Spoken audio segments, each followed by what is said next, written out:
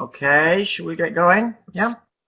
Okay, so our third speaker giving a 30-minute talk today, who I'm delighted to introduce, is Jen Dobson, who is a freelance ELT author, trainer, and consultant. She has over 30 years' experience in teaching, including as an ICT coordinator, and has a special interest in early years and safe, creative, collaborative edtech. Her publications include Oxford University Press' new pre-primary course for Spain, Archie's World. Okay, over to you, Jen.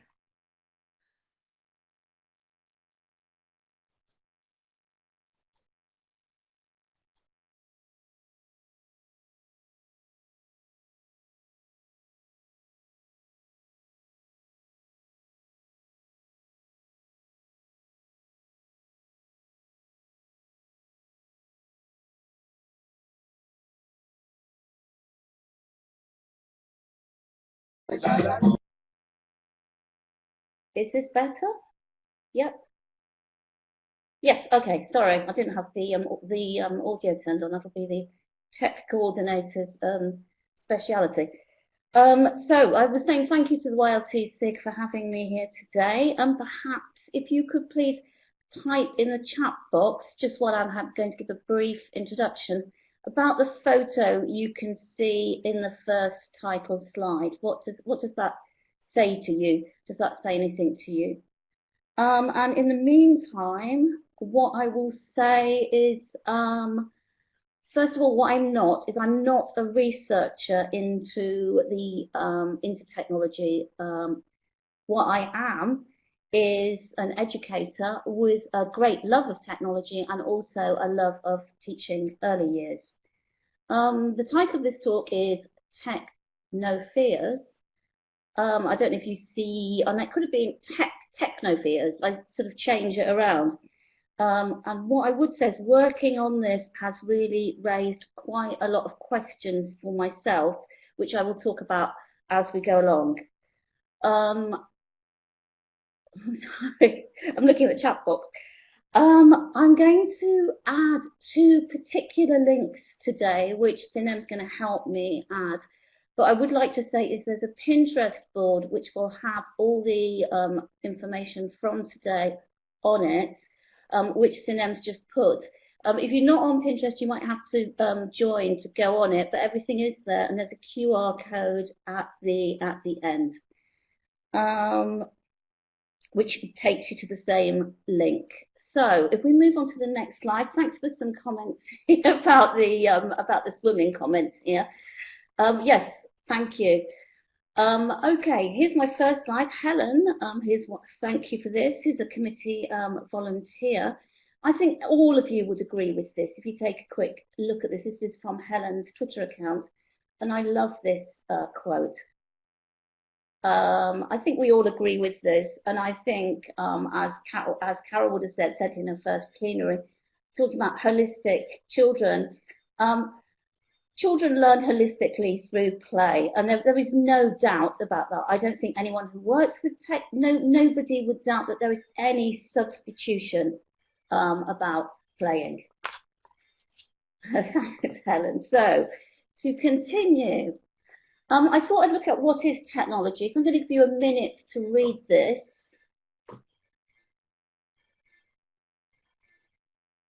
Probably need less than a minute. In actual fact, it's a very, very broad definition. So technology, as you can see here, it could be anything, really, anything that's a tool that is used to help us.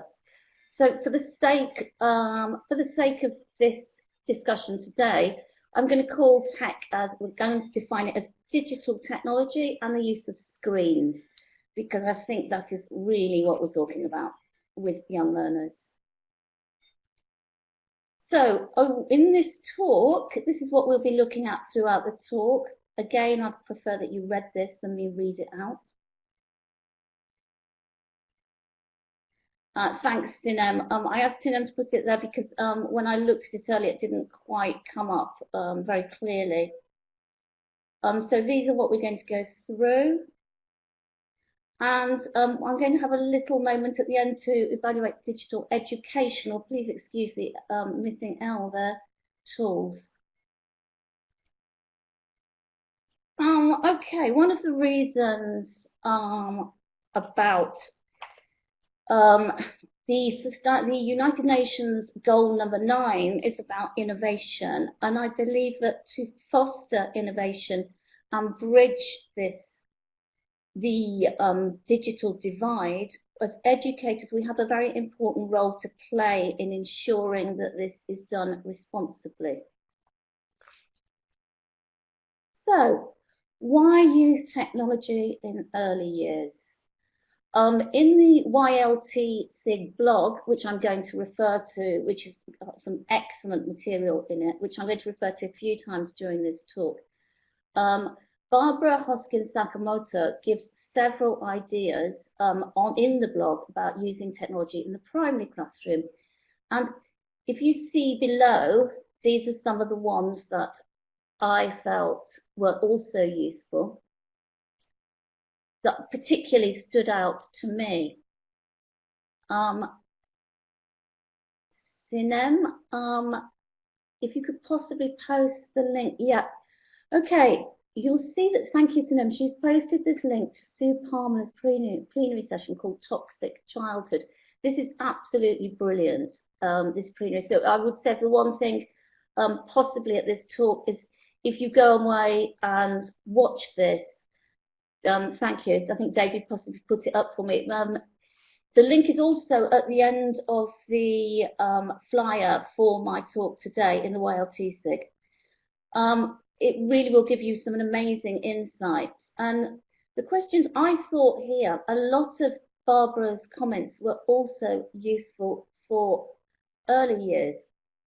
But after watching this plenary, I really have not so sure about this at all, so I really suggest you look at it. And I'm going to quote from this. Again, I'm not sure if you could possibly post this up for us, Sinem, because she says, let's make sure our children can read, write, talk, listen, play, and that's not some play, before we start them on the use of digital technology. So this is something that I will mention at the end of the talk as well. You can see some of my reasons there. I think one reason is that we can introduce the outside world into the world using, for example, photos, etc., which I think Joan also talked about. And I will mention these as we go through. Here are some of the dangers.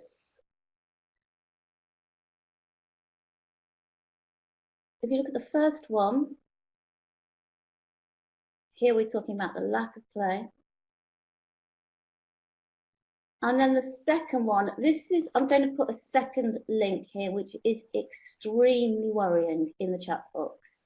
This is the Children's Commissioner from the UK government, who was extremely worried about the data collection of young children, of all children's data. So this report is brilliant. Again, it's on the Pinterest site, and I'd like to add some statistics to this and talk about them. Sinem's brilliant. If you could see, the next one is about sharing of faces online. I don't know if you've got that there, Sinem. I couldn't read it out or not. On average, here we go, parents with children aged 0 to 13 share 71 photos, 29 videos of their child every year to social media sites. Now this is parents, admittedly, or caregivers. And the next one is, on these social media sites, these are often shared with strangers. A fifth of them have public Facebook profiles.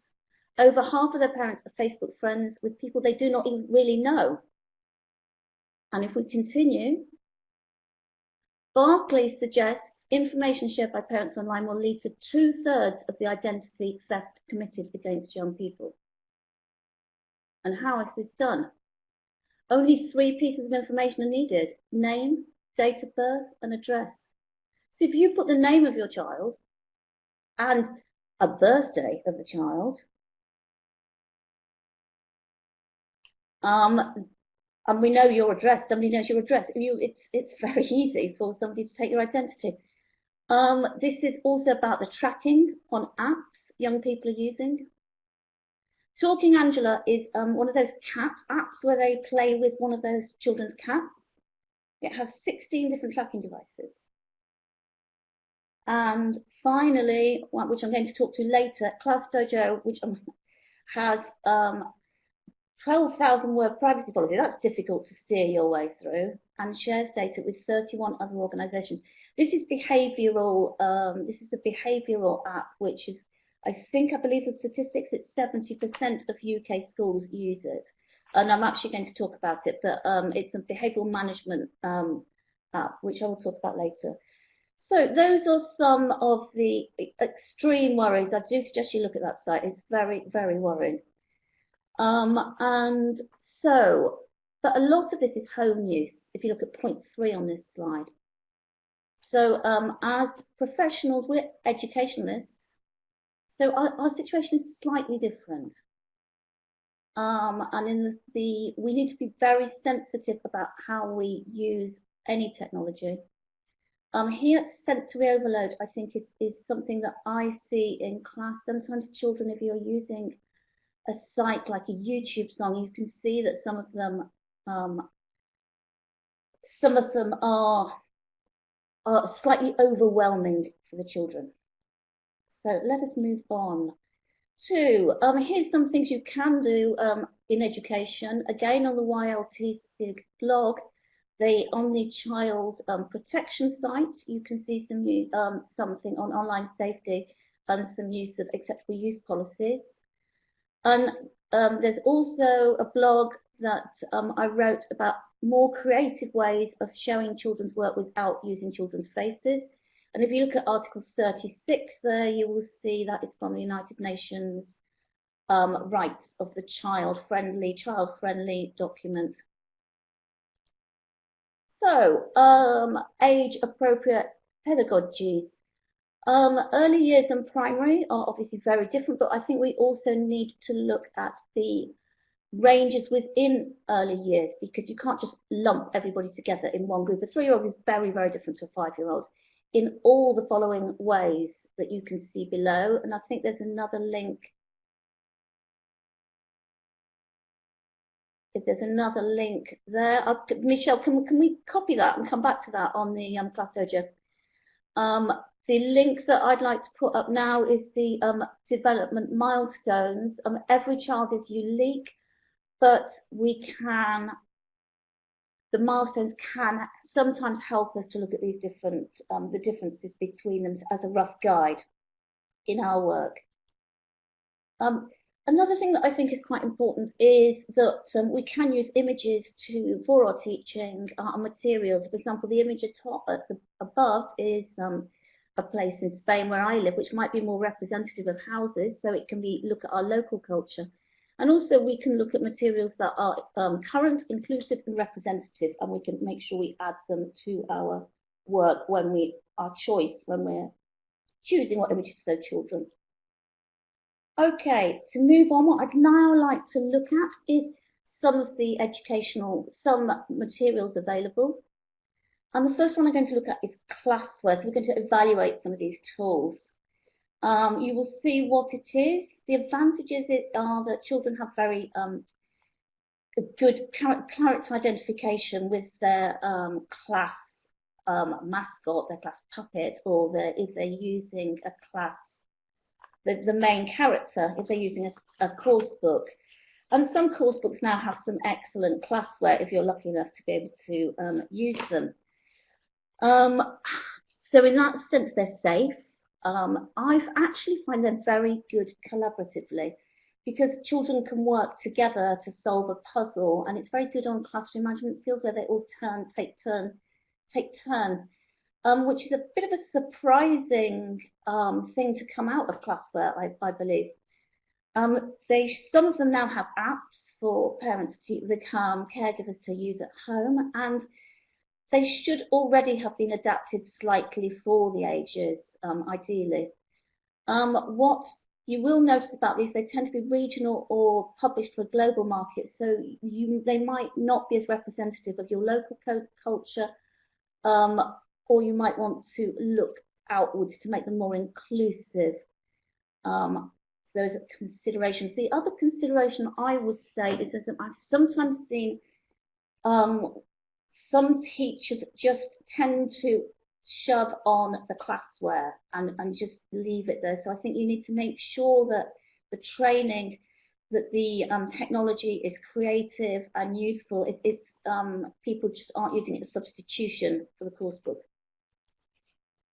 The next one we're going to look at is audiovisual materials, such as the YouTubes. The reason I'm talking about this is because it's so frequent. I think it's the one thing that everybody seems to use with early years is songs from like YouTube songs. You can see some of them here.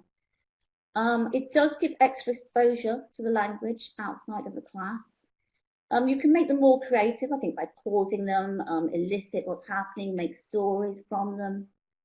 You could use them in class, and you could share the link at home. If you see the one at the top on the right, this is somebody, again, I think there's a link. There's a link on the Pinterest one. I'm not sure if Sinem could possibly add it.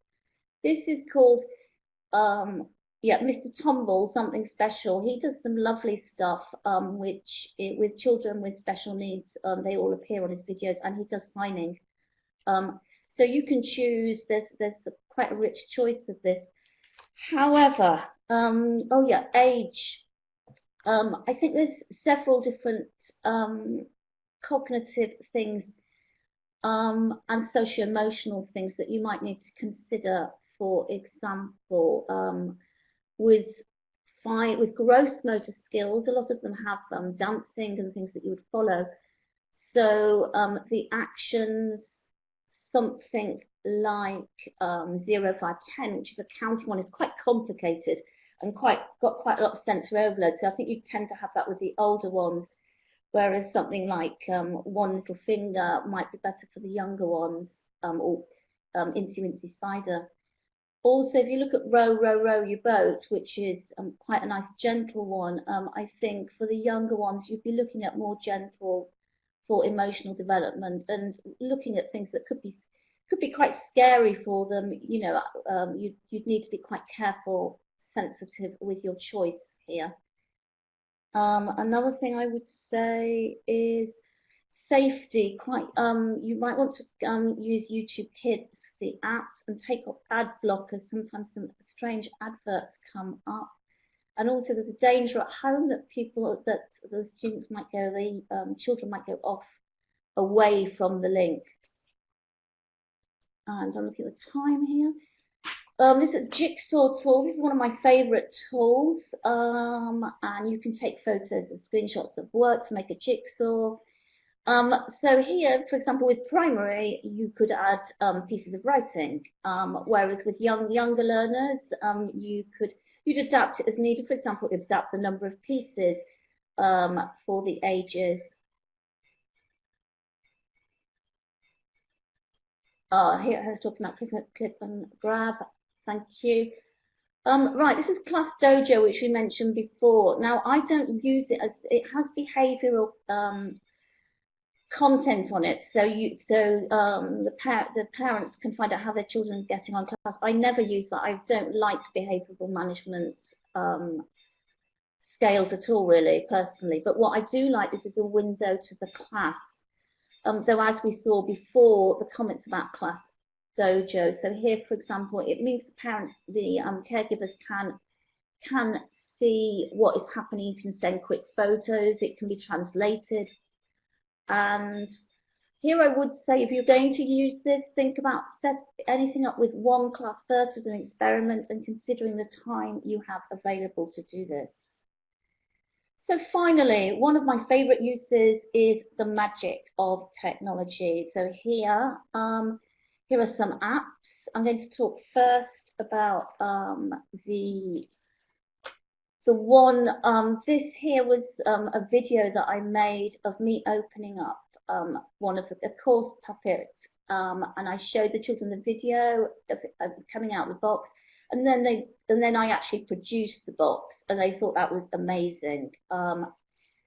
The other one is Mouse. You can see there in my kitchen. And so this is a stop motion video whereby he makes the spatcha, which is a typical Spanish soup that we have here. So the children, they see their mascots doing something magic. And the final one is an app called Quiver, whereby children draw on a paper, and then magically, with the camera, it can turn into objects, which is augmented reality, which is fantastic, and it does give this special bit of magic to the class. So finally, my final comment here is, I wrote before some of this, and I would actually add a caveat to this, and I would say, I think we need to be extremely careful, extremely measured, extremely sensitive. I think we need to do more work in this area, more training, more research, and possibly the title I would change back to this talk to being, instead of Tech No Fears, I think I'd probably take it back to Tech No Fears. And thank you. We have 5 minutes for questions, I believe. Hi, Jen. Thanks very much. That was really good. It's it's really important, isn't it, to be sensitive and to personalize things for the younger learners as well. It's absolutely essential. Do we have any questions there?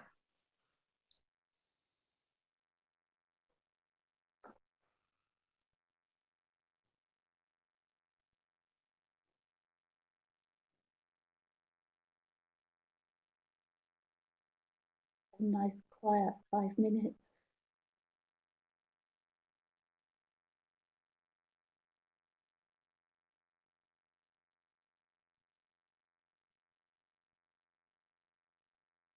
Thank you, everybody, for coming. And yeah, yes, yeah, I've got a bit of a safety. Oh, stop motion. I tried to use all of the. Oh, Heidi's question above. Does she? She asks about smart boards, about schools who only have smart boards. I'm trying to look for it.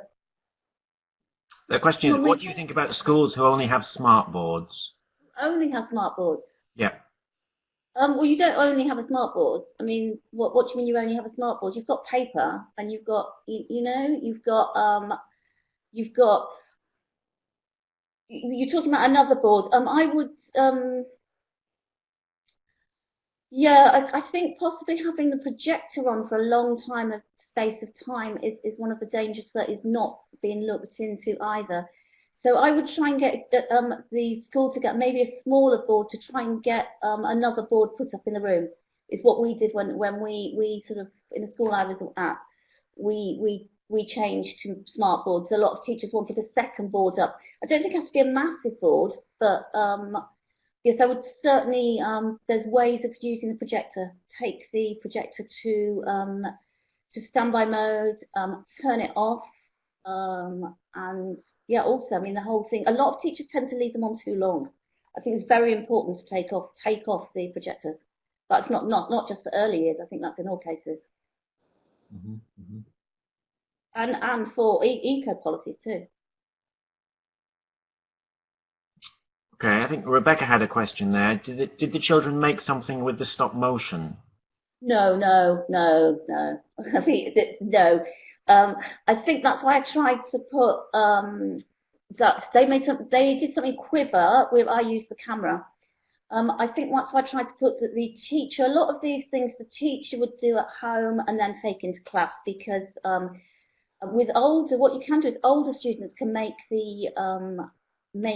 things for the younger ones. That's always lovely use of educational technology. But I think in this case that the children wouldn't be able to do that.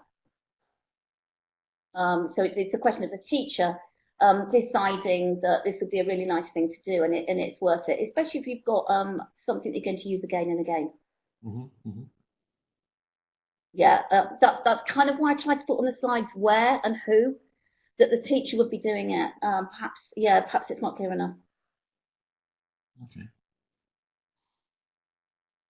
Because the children, you know, the 5-year-old children, I don't think stop motion, I don't think you'd be able to use it with the effectively under the age of about 8, I wouldn't have thought. Okay.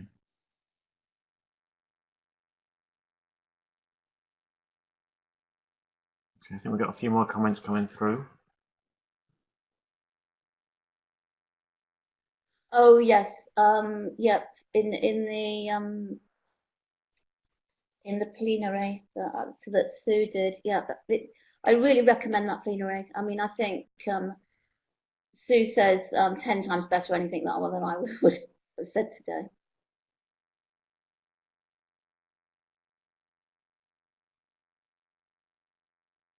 Well, thank everybody for coming along. I hope you know, I just think we need to do a lot more research in it all, really. It's always a bit of a balance between the technology available. I mean, Sue in her talk actually talks about TV. Her talk goes back to the 80s, even earlier. She talks about television. So you know, I kind of think, oh well, you know, digital screens. Well, we had telly and TV in the old days, but I mean, the worrying factor is how much the TV has actually affected us as well as a whole generation. If we're talking about screens. Okay. Okay, Jen, thanks very much. Thanks very Thank much for your you. talk. It's been wonderful. Okay, and Thank we'll be you. back in Bye. a few minutes for the next talk. Thank you. Thanks, everybody. Bye.